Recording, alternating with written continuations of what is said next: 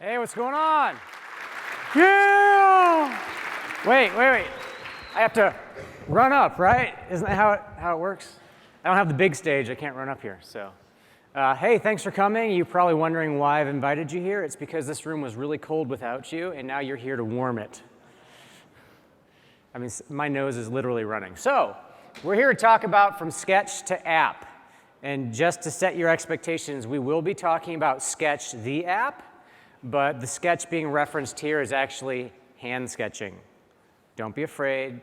It'll be okay. I know this is primarily a developer conference. How many designers would you say, I am primarily doing design work? Okay? Because I would say, in my opinion, we are actually all designers, whether we think we are or not. But some of us work more primarily as designers. So I am David Ortinau. My company is Rendr. It's a two-person mobile dev shop. Come on in. Yeah. Lots of good seats up here. These people are really nice. They're handing out cash. Just on the first row. On the first row. Hey. So my partner Ben Bishop and I, we worked together for a long time as freelancers. We were working for a startup called This Life, which is a photo, video in the cloud thing. You may have heard of. Has anybody heard of This Life? Anybody? Maybe one hand? Okay. Shutterfly acquired it a few years ago, and now it is the primary mobile and photos.shutterfly portal. So there's lots of good stories there, but you're not here to hear about that. I am a Xamarin MVP. I was in the first MVP class. Anybody else from the first MVP class? So I don't know what I did to deserve that, but it was awesome. I do love Xamarin, so that's probably why. But let's dive into this. So you saw this slide from yesterday morning's keynote, right? And it's a wonderful story of the Xamarin and now Microsoft story from develop, test, build, distribute, monitor. They cover that whole thing. That's wonderful, right? My question is, what is to the left of develop, right? Because something happens before that. A lot of things happen before that. Somebody wakes up in the middle of the night with a dream. Maybe it was the bad pizza they ate, but they have an epiphany. Most of my ideas happen in a little porcelain room. The throne room, there you go. But there's a lot that happens over there, and that's a lot of what we want to talk about today. Not only what does that process look like to get you to the best results you want, but how do I most efficiently get what I need to do the develop part from the design part, okay? So let's dive in. I want to start with a big, fancy, long quote. Ultimately, we are deluding ourselves if we think that the products that we design are the things that we sell, rather than the individual, social, and cultural experience that they engender, and the value and the impact that they have. Design that ignores this is not worthy of the name. I want to reframe how we think about the products that we are working on, the code that we do. I like to say that code is not what we do, it's how we do, okay? What we are actually delivering is an experience. And it's an experience that has social and cultural ramifications for how you're going to interact with the customers that you deal with, if you are the user, how a user is going to interact with the people around them. It's not just the Snapchats and the Facebooks that are social. Everything has the potential to be social and have those ramifications for how it impacts our lives and how we live. So the man who said this, does anybody know who that is? Designers in the room, anyone? No. His name is Bill Buxton. He is principal researcher, fellow, I think is maybe part of the title, for Microsoft Research. He's famously known for helping to write a book or co-authoring a book called Sketching User Experiences. So an interesting fact about Mr. Buxton is that his initial background is as a computer scientist. And so he is a very technologically minded individual, but most of his influence is in the design realm. So to say that you're computer science or your design, I just want to, it doesn't have to be that way. I primarily pay the bills by writing code. That's what that's what's being billed. But what I'm actually delivering is user experience. And so I challenge you to think broader than just the tasks that you're doing and think more holistically about what you're delivering. Okay. So here's, in a high level, the workflow as we like to see it. You start with sketching. We often will start with paper and a pencil. Very informal. Whatever you have at hand, use it. Put your ideas down. Start iterating on that. And then we move into a wireframing step where we're going to start doing more implementation. And then we move into a prototyping phase. These next two are prototyping, and we'll talk about what products we like to use, as well as some alternatives to those products. And then eventually, you're going to need to get your assets to the development team so that they can more easily, implement the multiple DPIs, the colors, did they get the font right, is the spacing correct, all that sort of thing. This last product called Zeppelin is going to be very useful there. Who's heard of Zeppelin before? Okay, handful. All right, good. In talking to people leading up to this talk, I was excited to see how few people knew about it, so I think you'll be pleasantly surprised. What we want when we think about this process is we want this. This is the beautiful end result that we get to put in our marketing pieces. This is the story we get to tell about how successful we were. It's beautifully designed, right? And it's isometric so that everybody loves it. So this is an example of an app that we have built internally at Rendr, and I'm going to use this throughout as an example of our process, so you'll be seeing more of that. So let's get into sketching real quick, because I primarily want to spend time talking about SketchApp and the actual production pipeline. So sketching from a fundamental process. Again, Bill Buxton helps us out here because he has so many good things to say about sketching. The fundamental thing about sketching is that it is about asking, not telling. So when we're sketching, we want to be asking questions. How could this look? How maybe should this look? What is the most important information to have here? You're exploring things. And one of the most important things about sketching is it's about fast and quick iteration. So you don't want to spend too much time on it. You want to keep moving. And then another quote from if you want to get the most out of a sketch, you need to leave big enough holes for the imagination to fit in. And that is, yet again, Bill Buxton. I would have picked multiple people to quote, but he just has so many good ones when it comes to this. So when you're in the sketching process, and you're just trying to get some ideas out, and you're trying to explore, you want to really cast off the limitations, pretend like somebody else is going to have to build it, and it's not your problem. Okay? That's a great way to think about it. I come from a creative software background, meaning that just like Grant Imahara was talking about this morning, most often when clients would come to me and ask me to build something, it had never been built before. For a long time, I was doing Flash development and design work, which is a strong hybrid, and there was no component set.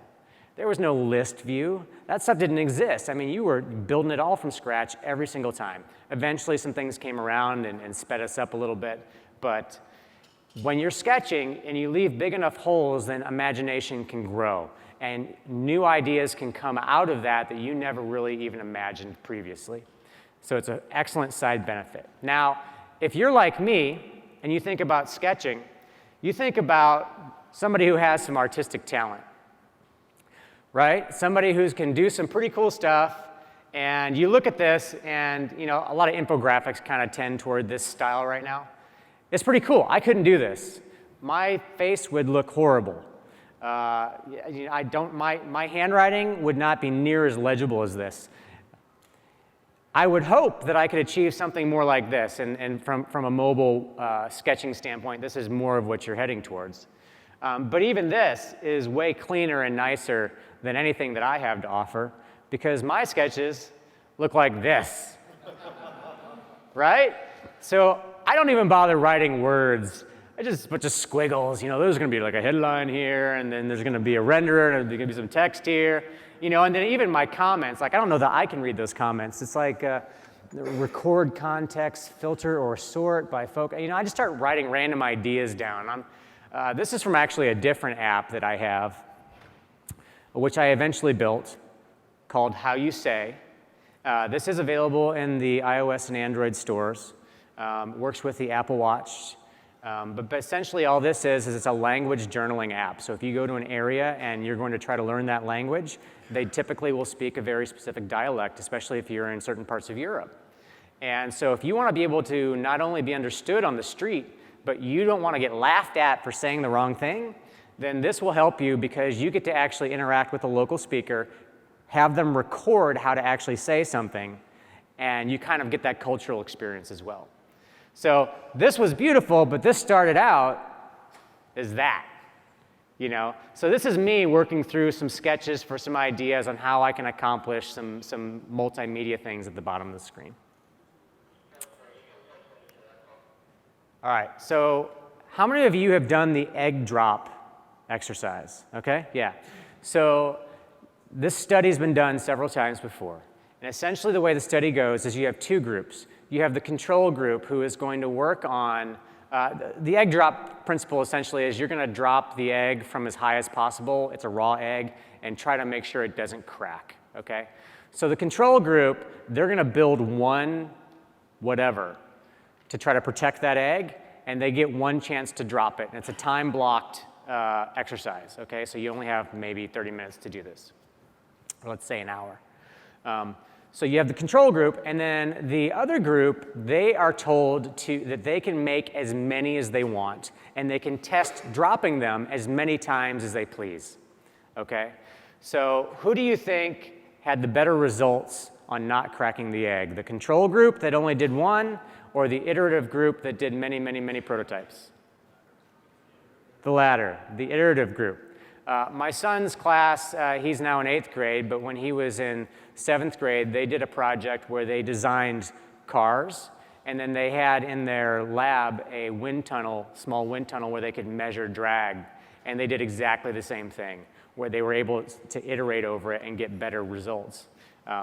So moral of the lesson here is iterate. Don't get stuck on one idea. Keep moving forward. Think of an alternative thing. Ask.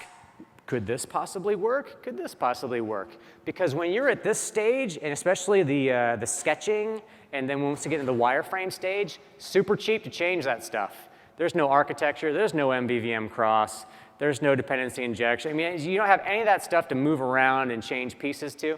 It's paper. You can keep messing with it.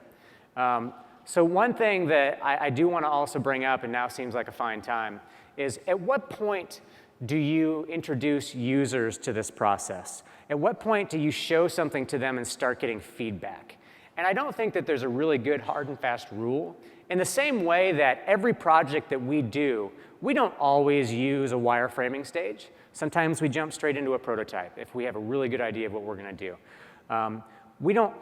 It's not like this is a process and the goal of this is to do the process. The goal is not to do the process. The goal is to have a better understanding of what the user experience is going to be and to better validate that you're meeting the needs of your user, right? So it's not just about a deliverable of a wireframe by a milestone. If that wireframe or that sketch doesn't meet the needs of understanding better who you're building for and what you're building and what you could possibly do for them, then that milestone is going to come and you're going to deliver, but you're not going to end up with a better product, right? Who's with me? It's like, yeah, I agree with that. Okay, so we will bring in users to validate our stuff. I mean, we do it very informally. You know, we grab somebody at Starbucks because we're a fully remote team. It's fantastic if you have like a user experience lab in your area where you can go rent some people and put them in an environment and get that kind of feedback. But we will do it just informally, show them a prototype or show them a wireframe or show them a sketch. And we have specific questions in mind. But more so than the questions we have in mind, we want to put something in front of users that they can use and we can observe, okay? So I like to say that observed behavior trumps everything. It trumps the answers to the survey you sent out. It trumps what the person told you when you interviewed them. If their behavior shows you something different than what they told you, you trust the behavior more, right? You follow that.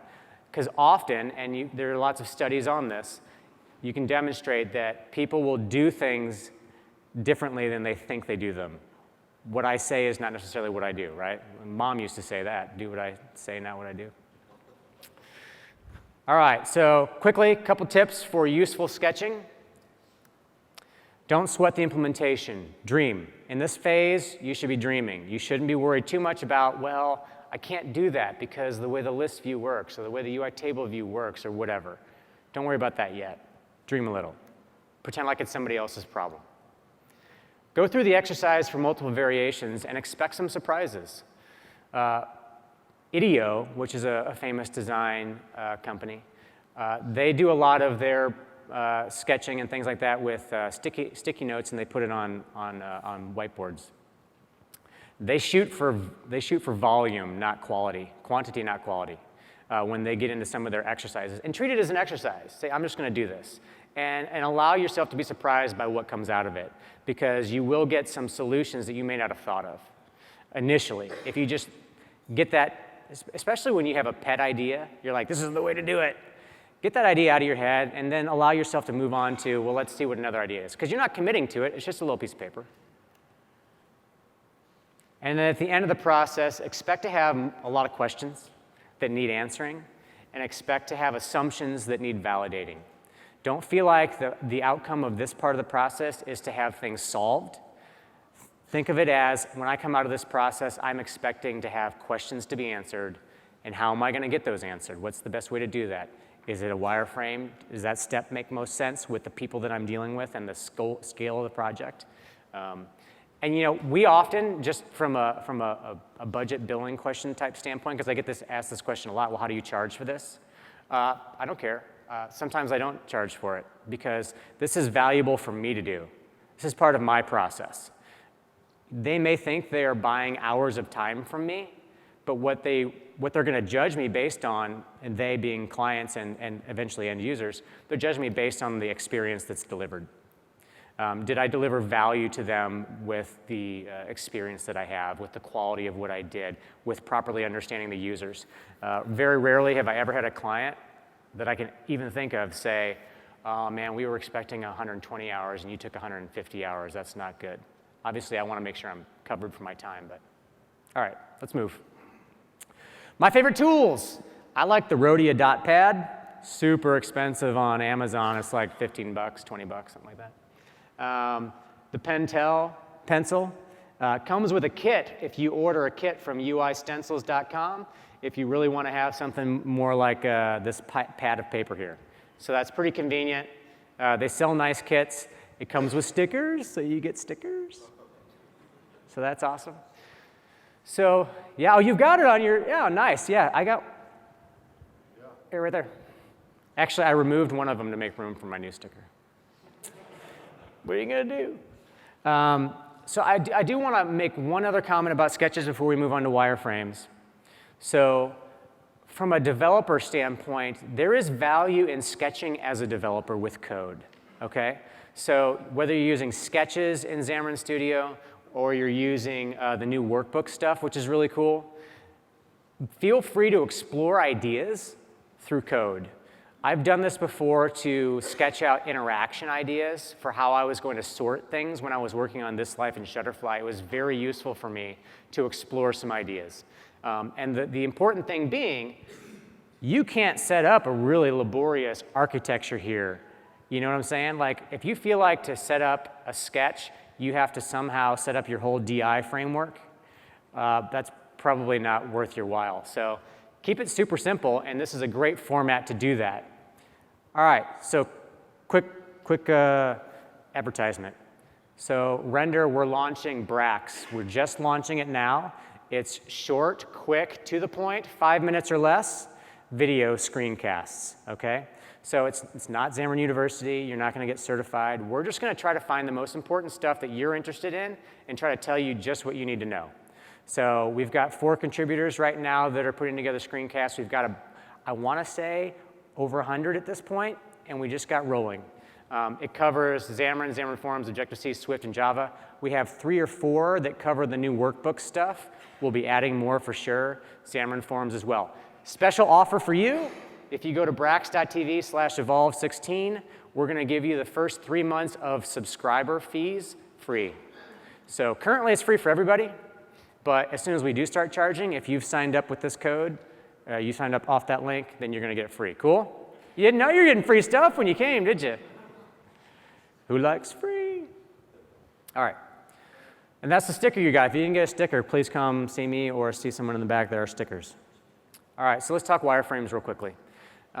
So for me, this is a wireframe. I think for most people, you would agree this is a wireframe. So the important thing here is that you're going to start exploring the implementation details. You're going to start looking at where things could possibly be laid out. You're thinking about controls. So a good tool for us has been Balsamiq, Balsamiq Mockups, yeah. So we've used it for a long time because it originally was in the Flash community, so it was a no-brainer for us. There are still some other great tools out there, which I'll highlight in a minute. Whatever works for you, use that, right? It's not about the tool per se, it's about the process and getting the outcomes that you need. I keep beating that drum, don't I? So you'll see here, I've got a big X that represents that I'm going to have an image in the background.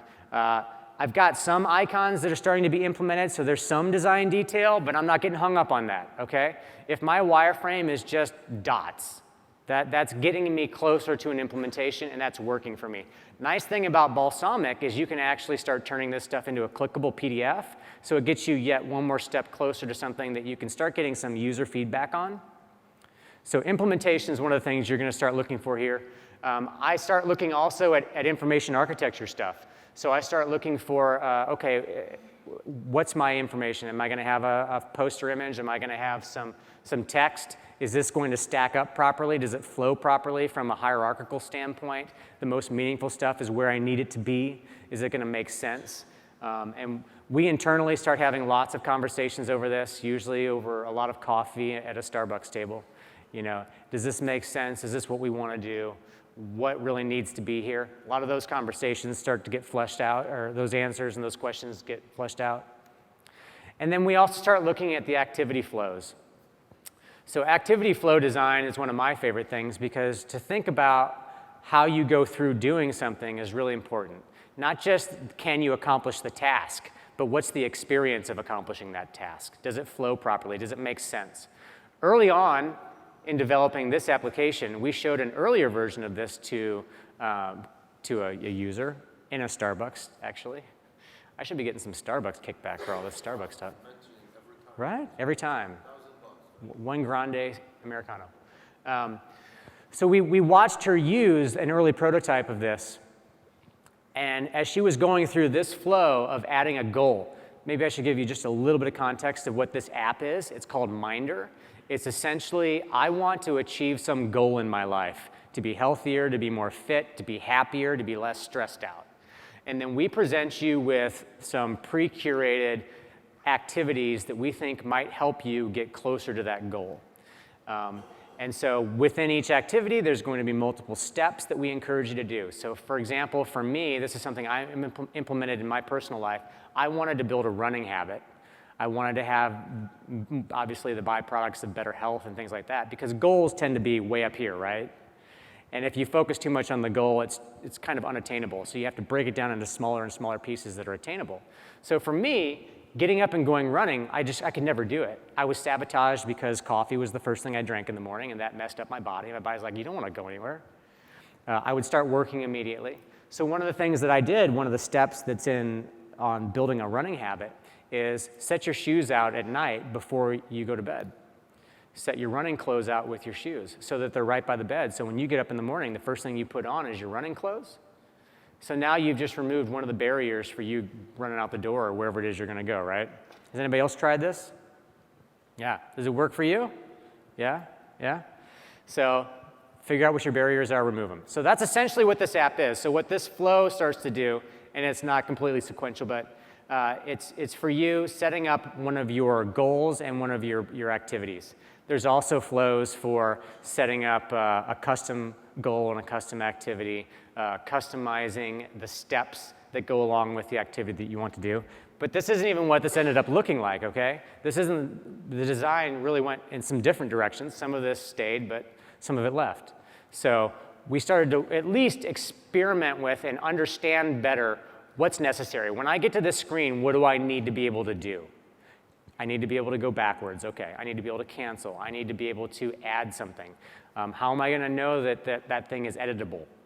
How do I know I can touch on that sort of thing? Some of those things started to become important at this stage. So again, our favorite tool, Balsamiq. It's very useful. You can also do some prototyping, or I'm sorry, some wireframing and some of the other tools that we'll talk about. Some that you also might want to look at other than Balsamiq. I like Balsamiq because it's just stinking easy. It has pretty decent components. You can just drag and drop them in there. It's good to go. Other tools you may want to consider for this, Proto.io, Mockups, UXPin. I think Pop was another one that might be useful for some wireframing.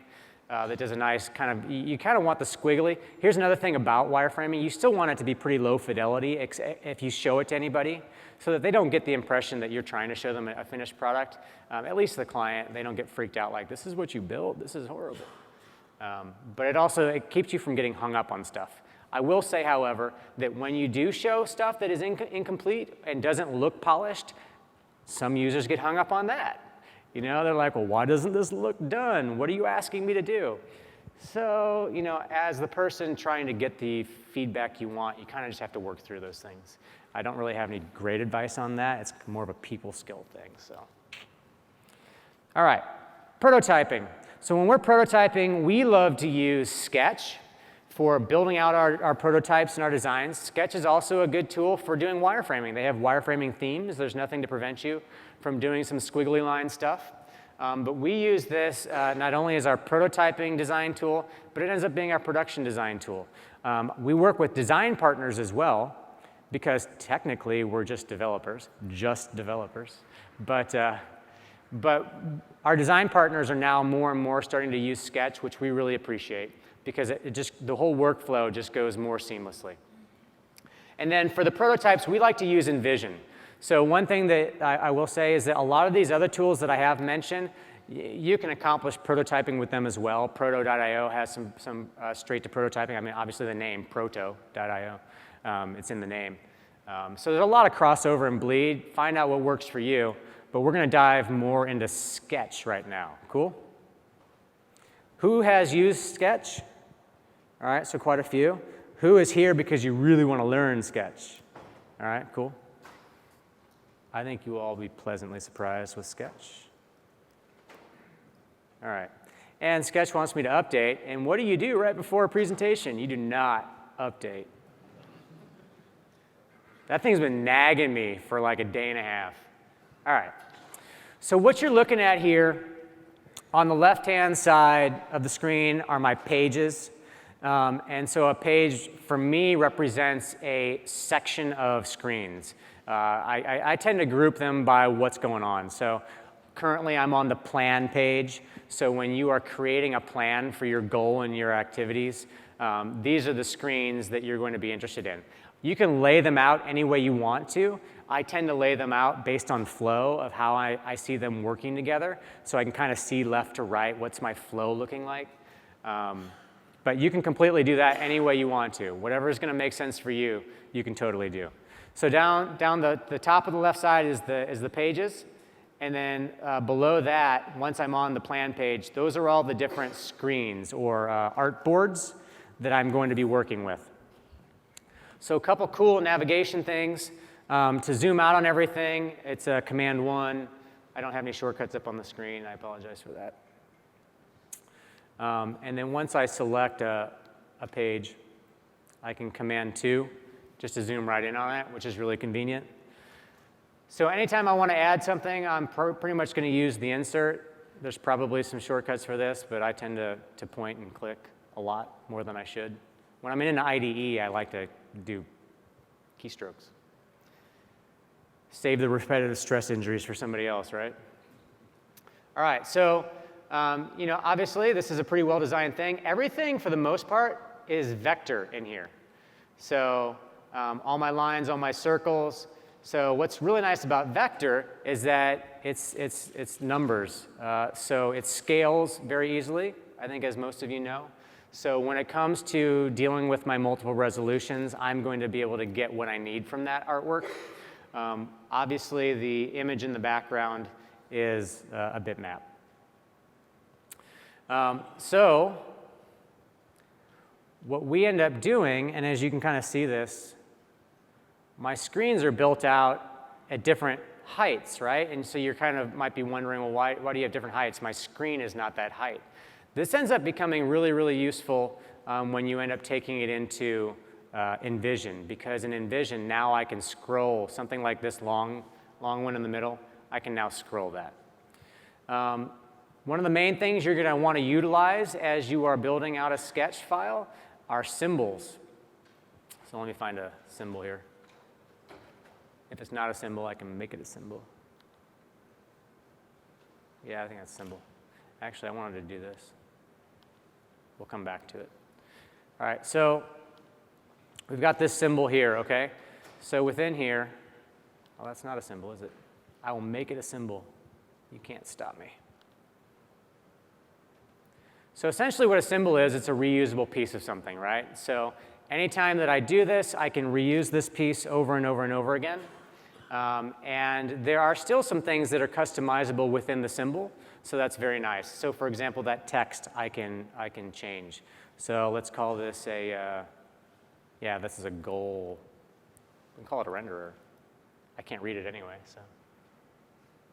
Renderer. All right, so now that I have that, now when I click into it, I have an instance. Okay, so this is one instance of that particular thing. I have some options here as well. Actually, on the left-hand side here, you see symbols. It kicked me into symbols. So actually, if I back out here, you can see all the different symbols that I'm using within this particular sketch document. So all this stuff's reusable. Now, the nice thing here, if I go back to my layout, is that I've got this. And if I duplicate this and create another one, but I want to change the title, then if I select this, over on the side here in the sidebar, you can see that, I can start overriding those text boxes so I can give it different name. So whatever makes it better, man. And get chill. So, yeah, so there it is over there. Get chill, whatever makes it better, man. Right? Cool? Yeah. I didn't make it, I just use it. That's what I'm missing. Pages, layers, symbols. See, I had notes down there. I'm like, man, what am I forgetting? All right, so symbols with images and text. Okay, so you can do some exporting. I want to cover exporting in a little bit. You can copy SVG code out of here, which is pretty awesome. So who's using SVG in your projects? Yeah, quite a few. Okay, cool. I actually haven't been, but you can do it, so it's pretty nice. Cool. So let's move on to So that's a little bit. We're going to come back to Sketch and show you a few more things, but I want to move on to InVision. So with InVision is a web-based tool. So what you end up doing is you end up selecting, I can select individual artboards or I can select them all. So let's say that I were to select these, and I'm like, I need to update these in my prototype. Then I have a plug-in here for sketch export. You have no idea how small this is on this little screen. No, that's not it. Sketch, export. Oh, whatever. It's up there somewhere. Sketch data. Oh, man, I don't know. There's a Sketch plugin that allows me to export it. Seriously, it's so small here, I can't read it. I don't understand. Seriously, is so small. But I did search the web for it. Is there something I can do for you? Does that happen to you guys? That's hilarious. Apple just wanted to interrupt. All right, so you export your artboards from here. You get them into InVision, and they show up in InVision like this. So this is your main dashboard for all the different pages that you've got going on. So what I'm going to want to do now, because I want to turn these into interactive bits, okay, that I can then see on my phone. I was actually speaking to a high school coding club, and I showed this to them the other day, and they were completely blown away. I mean, they were high school kids, but they were still really impressed. So you should be similarly impressed.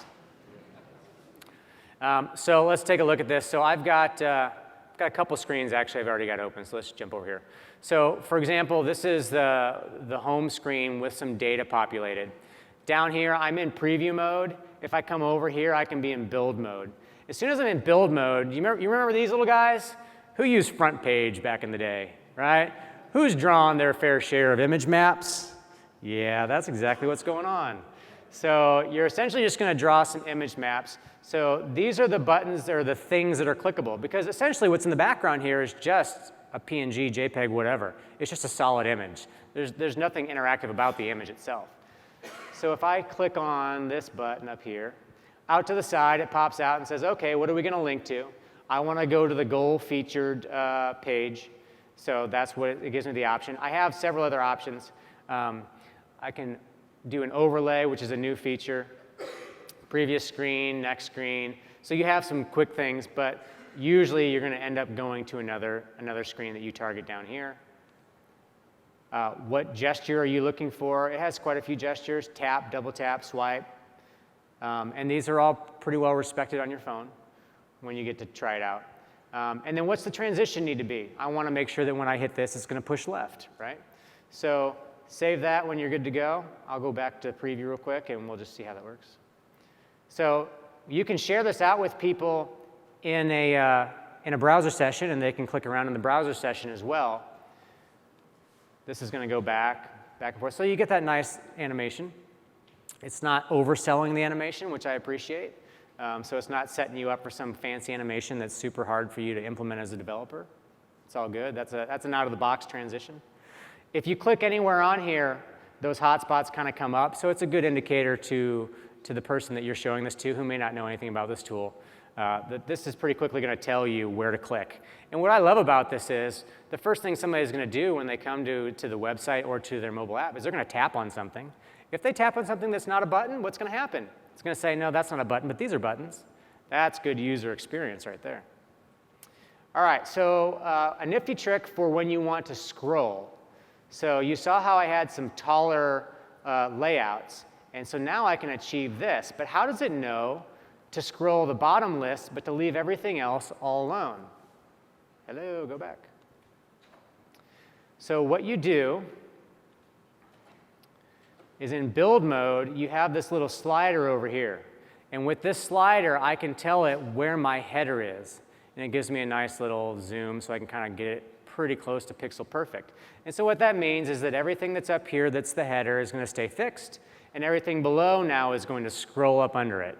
And it knows that I want to use an iPhone for the frame that I'm using, so it's only going to show stuff in the iPhone anyway. If I don't do this, and I put this all the way back up at the top, and then I preview it, as you would expect, the whole thing scrolls, okay? Now something, yes, I know, you thought I clicked. I really wasn't. So what we actually implemented in the end build of this is a parallax scroll where the top header, which you see being fixed, parallax scrolls away as you scroll that form up. Android does a nice job of this pretty much natively, but on iOS you kind of have to do some work for it. So as it scrolls away, things change, move up into the header, and it locks down kind of at that header space that you would expect. But the list kind of takes over at that point, and as you pull back down, it pulls down the header. So some of those things you're not going to be able to accomplish in a prototyping tool like this. I wouldn't worry about it. Again, the question is not am I being as faithful to what I'm actually delivering as possible, but am I going to get an understanding of the user experience well enough to know that I'm on the right track, that I'm answering the questions that need to be answered about what I'm building, so that before you get to that development phase, you have reasonable certainty that what you're about to build is on target. It's strategically aligned. You're going to get all the praise that you hope and dream for at the end of the project, right? All right. So I'll kind of wrap up this real quick with this awesome feature here. Who wants to give me your phone number? Yeah, what's your number? 267 334 2146. All right, man. Everybody got it? I did read it out loud, didn't I? That probably wasn't the nicest thing to do. Did you get it, or do I have to hit it again? Oh, you got it. Okay, so he just got a link, and he's going to be able to go to his home screen, and he's going to be able to experience this whole flow, this thing on his phone. It does it as a web view with Safari, but it puts it on your home screen, so it gets rid of the Chrome and everything. Same thing works on Android as well, so you can kind of get a vibe for how that's going to go. You can do the same thing with some of the links down at the bottom, which are covered up by a clock that's telling me I have 4.5 minutes left. But let's quickly skip forward. Not skip, but we're just going to move forward. If anybody wants to, this is the link to this prototype. If you'd like to experience this prototype for your very own self, I will warn you, it is a prototype. So you will find yourself going down dead-end alleys and finding infinite loops in the navigation and stuff like that. But that's OK, right? It's just a prototype. Chill out. Get chill. All right. Everybody done taking a picture of that? Almost? Cool. All right, so Zeppelin, really quick. We got 3 minutes and 40 seconds to talk about Zeppelin. So here's what Zeppelin does. Zeppelin allows us, oh, this isn't Zeppelin, that's Sketch plugins. Sketch plugins are awesome. You need to check out plugins. We have to talk about Zeppelin because it's really awesome. Some of our favorite plugins are here. I will post all this online so you guys can totally check this out. Basically, if you want to use Font Awesome, if you want to use icons in your designs, a lot of that stuff is plugins. It's an easy little scripting language. You can make your own. Developers in here, you love to hear that, right? Make your own, contribute them. This app right here actually is a Sketch Toolbox, and you can use this just like a NuGet search, find what you want. You can go view the GitHub to see who's using it, if it's popular or not, and if you want to add it to your stuff. So those are some of our favorites. I was introduced to Craft yesterday by my good friend over there. Andrew, was it Andrew? It's a sweet tool, provides a lot of value for adding image placeholders, text placeholders, duplicating things across your screen. So if you need 5 of something, it'll just boom, boom, boom, lay it out for you and everything. So here's the thing, Sketch is Mac only. Bummer, right? So what is a good alternative? I know you're all asking this question, and if you have ever done a Xamarin University quiz, you're familiar with this. The answer to this question is none of the above. If you know of one, I'd love to hear about it, but I haven't found anything. All right, so production really quick. What we're looking for from a production standpoint is we're looking for design parity between our platforms. We want to easily generate the styles and the style guides. We want to have access to the layout details, so as a developer, I don't have to open up design files and guess what I'm supposed to be doing. I want it to be straightforward for me. I want to reduce the pain for the multiple resolution thing. I want to be able to communicate what the interactions are supposed to be. Which way is it supposed to slide? Is it supposed to pop up or pop down? So within Sketch, what you end up doing for this asset part of things is you define your exports for all the different assets you're going to do. So with this, it becomes very simple for you to be able to then hit the export button and export that asset to all those different resolutions. Okay? One button, all the resolutions. You can also export all of your profiles for all of your assets all at once from Sketch if you wish to do that. And this will export them all for your Android and for your iOS. I have not found a very good Android solution for sorting the multiple resolutions into subfolders. But hey, there's a script for that. No, you don't want to, yeah. I'll share this. There's a link down there. You're not going to retype that. So you want to see Zeppelin? I've got 45 seconds. You guys got 45 seconds to see this? Yeah. My wife's like, don't go over. Don't talk too much. That's not Zeppelin. Zeppelin. No, that is Zeppelin. OK, so Zeppelin, these are on my screens, very similar to what you saw in Envision. When I open one of these, I can now mouse over everything. I can select it. You can see exactly what your positioning is. On the right-hand side, you can see what font it is, what size it is. You can see what the color is supposed to be. You can do all these amazing things. You can go to the style guide. The style guide will tell you what all your colors are. If you're using Swift or Objective-C, you can get some code snippets to help you out. I am talking to them, and they are very open to adding Xamarin support. So that will be very nice. If you come back here real quick, I'm out of time, but one last thing, and you pick an asset that you need to download. Well, let's pretend like that's one. You can quickly access and download on the right-hand side all 3 assets that are created for this. So that's 3 different resolutions for that particular asset. And you can also get a PDF version of it because it is vector. The nice part is if you export that into your XC assets folder of your iOS project, it will automatically create your image assets for you with the content.json. If you were using Objective-C or Swift, it would also update the Xcode project. So you wouldn't have to be moving files around. Your project file would just automatically update. So hopefully we can get Zeppelin to do that as well for Xamarin Studio. I've spoken with Joseph. Joseph's on board, so we're good to go. All right, that's my time, guys. Yeah.